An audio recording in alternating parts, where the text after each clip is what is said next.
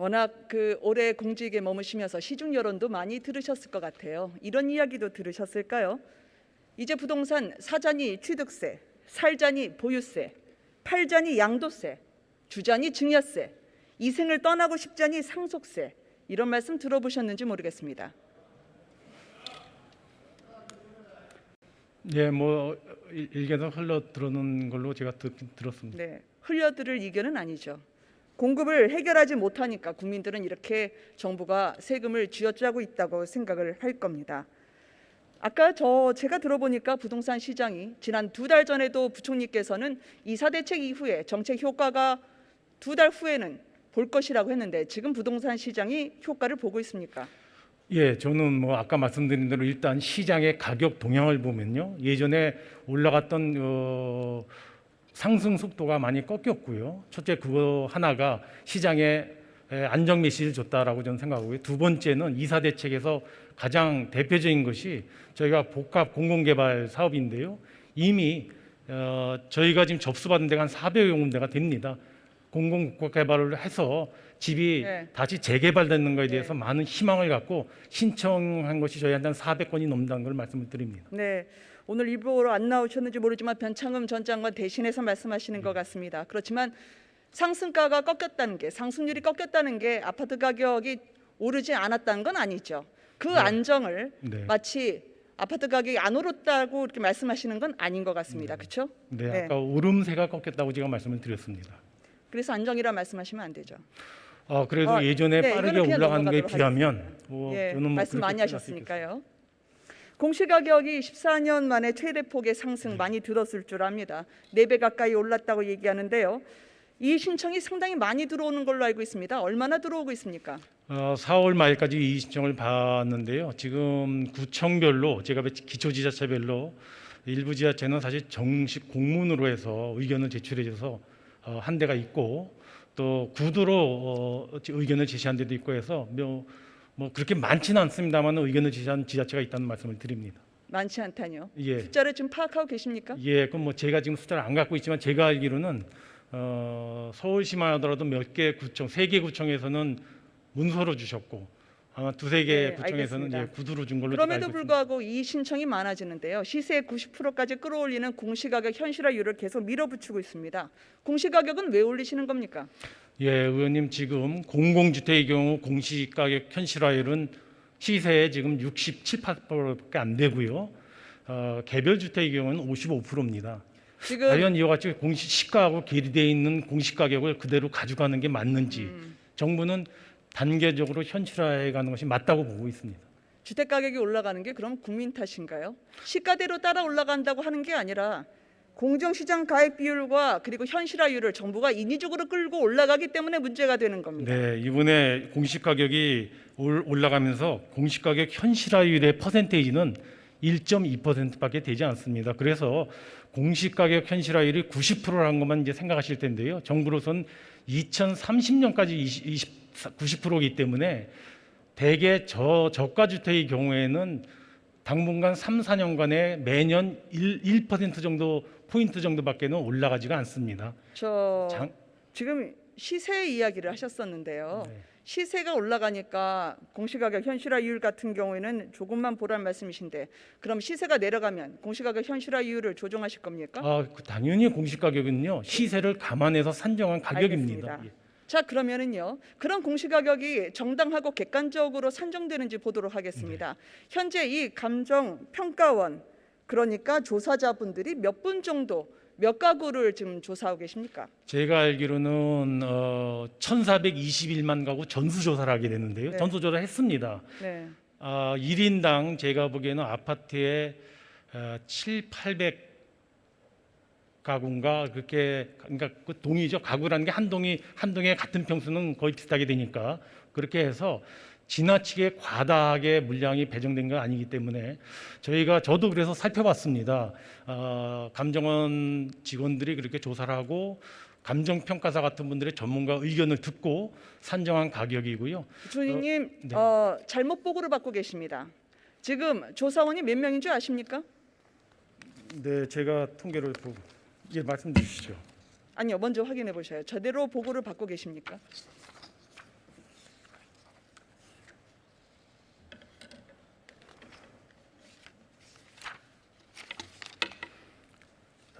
여기 숫자에는 사람 숫자는 안 나와 있는데요. 아까 제가 들어오기 전에 아까 1인당 800개라는 그 숫자는 제가 보고 와서 그 말씀은 드릴 수 있겠습니다. 지금 한국감정원의 정원이 몇 명인가인지 그 투입이 몇 명이 된지는 제가 자료를 지금 갖고 있지 않습니다. 부총리님이 전수조사라 이야기했지만 네. 520명이 856동, 즉 한 사람당 2만 6천 호를 조사를 합니다. 이게 제대로 된 공시가격 할 수 있겠습니까? 그래서 아까 제가 말씀드린 것처럼 856동이라고 그랬는데요. 대개 한 동에 같은 평수일 경우에는 층수마다 조금 차이는 있지만은 860동이라 가지고 곱하기 호수로 하기에는 그건 무리가 있고요. 지금 궁예관시법이나 축지법이 아닌 다음에야 이렇게 주먹국으로 공시가격이 산정되는 것을 부총리님께서 이렇게 막아설 일이 아니라고 생각합니다. 좀만 더 들여다볼까요? 아까 지금 두고두고 저가주택의 경우에는 크게 재산세가 오르지 않거나 낮춰질 것처럼 말씀을 하시던데요. 그래도 부총리님이 그동안의 국회에서 1가구 1주택 각별하게 보호하신다고 답변을 하셨더라고요. 올해 6억 이하 주택 재산세는 그럼 내려가는 겁니까? 내려갑니다. 명백히 내려갑니다. 제가 통계도 드릴 수가 있겠습니다. 감사합니다. 그럼 내년에는 어떻게 됩니까? 그건 내년에도 제가 보건대는 세율 자체를 3년간 깎아줬기 때문에요. 제가 보건대는 더 늘어나지 않을 걸로 생각이 되고요. 여기에 대한 조사나 시뮬레이션을 둘러보셨나요? 예, 당연히 정책 결정할 때 해봤고요. 알겠습니다. 다만 공시가가 6억 이상인 분들에 대해서는 이제 재산세율 감면을 안 해줬기 때문에 그분들에 대해서는 좀 부담이 늘 수가 있겠고요. 정부가 그러면 공시가 6억 이하로 할 것인지 9억 이하로 할 것인지 여러 가지 시뮬레이션을 해서 검토를 한 결과 6억 이하가 맞겠다고 해서 이렇게 아까 감면을 해줬다는 말씀을 드립니다. 다양한 시뮬레이션 제가 짚어드릴 건데요. 지금 말씀하신 부분은 사실과 다릅니다. 저희 국민의힘에서 부동산 공시가격 검증센터장의 분석은 그렇지 않습니다. 1년짜리 꼼수입니다.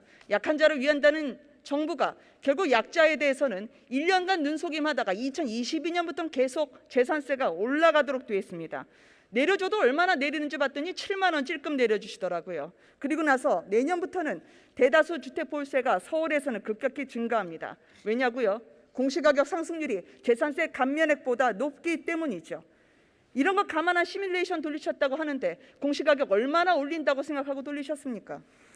의원님, 제가 거기까지 저는 뭐 결과치를 갖고 정책 결정할 때 판단을 했는데요. 저희가 우리나라의 조세를 담당하는 기재부에서 정책 담당자가 2022년, 2030년까지의 시뮬레이션을 정교하게 짜지 않고 국민에게 먼저 세금을 던진다고요? 전기하게 아까 말씀드린 대로 재산세율은 또 행안부 소관입니다. 이건 시뮬레이션의 공시가격을 얼마나 몇 퍼센트 상승할지 감안하고 그 조건을 달아 돌렸는지 여쭙습니다. 예, 그건 아까 말씀드린 제가 일일이 다 그걸 기억을 못하기 때문에 지금 말씀을 못 그걸 드리는 기억하지 않고 이 자리에 서시면 안 되죠. 어떤 마음으로 이 자리에 오신 겁니까? 국민들은 지금 고통 속에 세금 폭탄을 안고 살아간다 이야기하고 있습니다. 의원님, 뭐 아무리 제가 열심히 일한다 그래도 거기 구체적인 수치까지 기억 못하는 거 있으면 양해를 해주십시오. 적어도 이 자리에 제가. 오신다면 세금 정도에 대해서는 확실하게 보고받고 나오셔야 되는 거 그래서 아닙니까? 제가 말씀드린 대로 재산세가 공시가격이 올라가서 늘어나기 때문에 늘어나는 적어도 공시가 6억인 분들은 재산세가 늘어나지 않는 선에서 세율을 결정을 했습니다. 세율을 몇 퍼센트포인트 낮출 것인가 하는 것도 다 3년간 얼마만큼 재산세가 늘어나는지 가격대별로 그래서 늘어나는 것보다 더 많이 감면을 시켜주려면 몇 퍼센트를 감면해야지 해서 이번에 0.05%를 낮추겠다는 말씀을 드리고요. 올해만 해드리는 게 아니고 3년을 갖다가 시한적으로 해드리기 때문에 저는 내년과 후년에도 당연히 효과가 있다고 생각을 합니다. 있다고 생각하시면 안 되고 열심히 하냐고 물은 게 아니라 정책 효과가 있냐 물었기 때문에 꼼수로 대응하실 일이 아니라고 생각합니다. 특히 2022년부터 재산세가 6억 이하도 올라가는 부분 말이죠. 종부세 하나 여쭤보겠습니다. 혹시 10년 공공임대 들어보셨습니까? 네. 10년 공공임대라는요. 내 집 마련한다고 10년을 기다리셨지만 10억 넘게 시세 가까운 감정가를 받으신 분들의 이야기입니다. 임대주택 서민분들이죠. 그런데 이번에요. 종부세 같은 경우에는 서울의 아파트 4채 중에 한 채인데 이분들은 10억 넘게 공시가격이 나왔습니다. 13억까지 나왔습니다. 30평대에서요. 마른 하늘의 날벼락이죠. 임대주택분들이 10억이 어디 있습니까? 부총리님, 어제 4% 세상 그리고 나머지 종부세를 모르는 96% 세상 잘 들었습니다.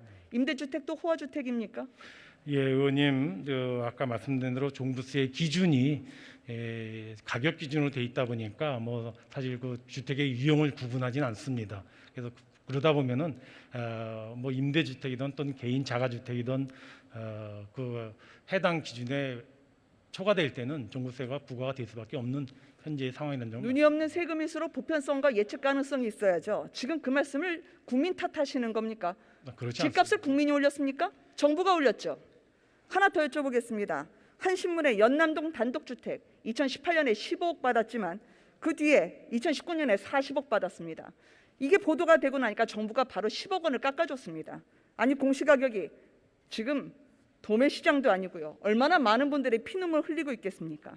서민의 생계를 위협하는 세금이라면 그건 세금이 아니고 벌금입니다. 의원님. 국가에 들어보십시오.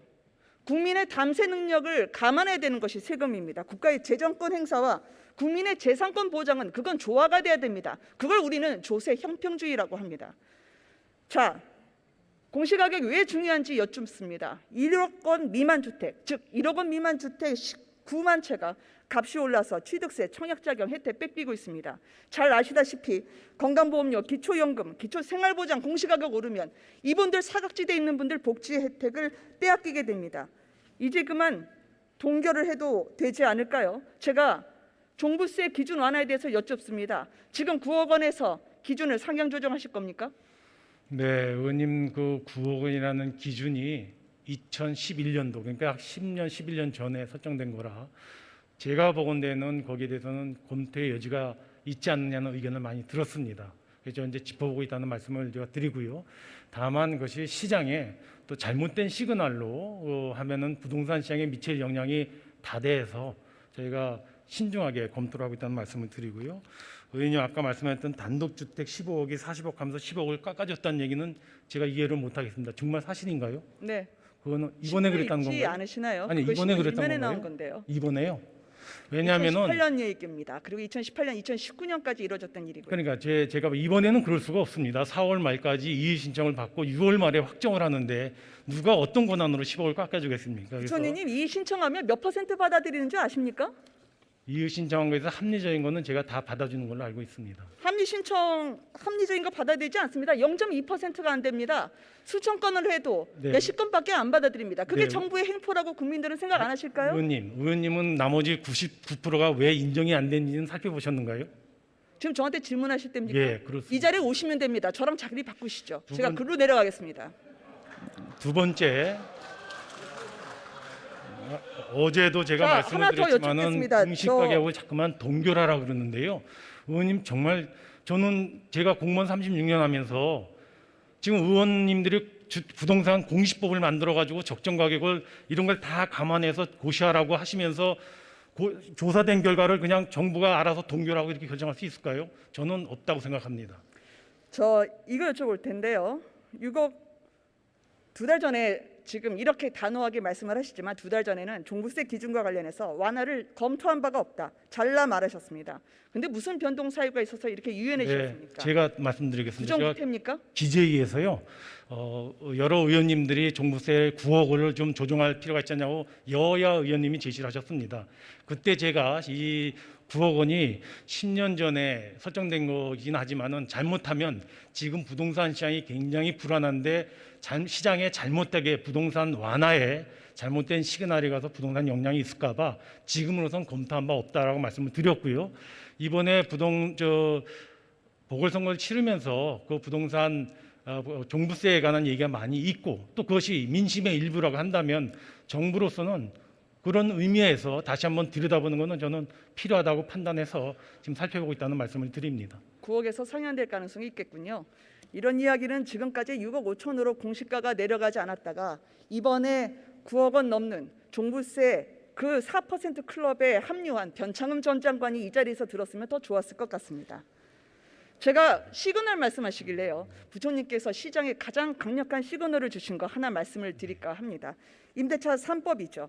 지금 임차 거주 기간이 굳이 계약갱신 법으로 하지 않아도 4년 가까이 됐었습니다. 그런데 일부러 시장에 개입하란다고 말씀 안 하시겠지만 국민들의 임차인, 임대인 모두가 힘들었던 임대차 3법 지금 이러지도 저러지도 못하시는 것 같은데요. 마포에 사셨죠. 지금도 사시고 계고요. 마포에 사시는 홍 부총리님 그때 의향아파트 웃돈 얼마 주셨습니까?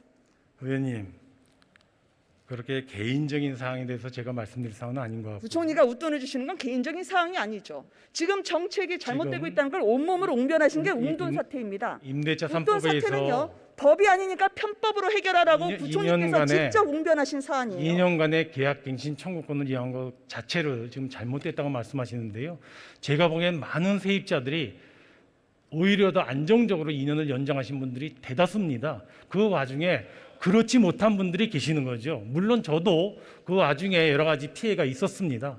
그렇게 이해를 하셔야지 이 정책 자체를 모든 세입자가 그렇게 잘못된 걸로 생각하고 있다고는 말을 하지 돌리시지 않습니다. 마십시오. 무슨 세입자가 잘못됐다고 제가 이야기를 했습니까? 지금 말씀하신 이 대로 법안은 정책 다 자체가 잘못됐다고 세입자 말씀하지 그리고 임대인 모두를 힘들게 했던 법안이고 부총리는 그걸 편법으로 해결하셨습니다. 어떻게 더 좋은 곳에서 더 나은 환경에 자녀를 키우고 싶은 부모의 마음을 이걸 본능을 인위적으로 국가가 억제하려고 한 겁니다. 저는 공시가격 재조정 그리고 국민을 옥죄는 법안의 재검토가 필요하다고 생각합니다. 자, 쉬는 시간 드릴게요. 물 한 잔 드시죠. 저도 먹겠습니다. 예, 하여튼 의원님 그 임대차 3법 관련해서는 저는 여러 가지 그 세입자 분들의 어려움을 해소시켜 드리기 위해서 한 정책이었고요. 그 와중에 일부 저는 그런 여러 가지 문제점이 나타났을 거라 생각이 됩니다. 모든 정책이 뭐 100% 모든 사람에게 이득이 갈 수는 없었던 것이고요. 그렇게 나타난 문제점에 대해서는 정부도 뭐 보완하려고 노력을 해서 일부 또 제도 개선도 했는데요. 그런 측면에서 이해를 해주시기 부탁을 드립니다. 임대차법을 재조정할 생각은 없으시군요. 뭐 지금 2년 2+2로 하는 제도 자체에 대해서는 제가 보기에는 뭐 변동할 여지가 없다고 생각을 합니다.